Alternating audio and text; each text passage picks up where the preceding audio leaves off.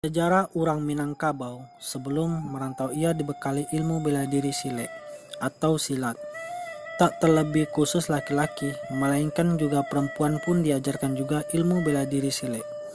Seiring perkembangan zaman, budaya ini sudah tidak dilestarikan lagi. Mari kita lestarikan budaya daerah masing-masing. Semoga Indonesia dikenal seluruh dunia yang kaya akan budaya.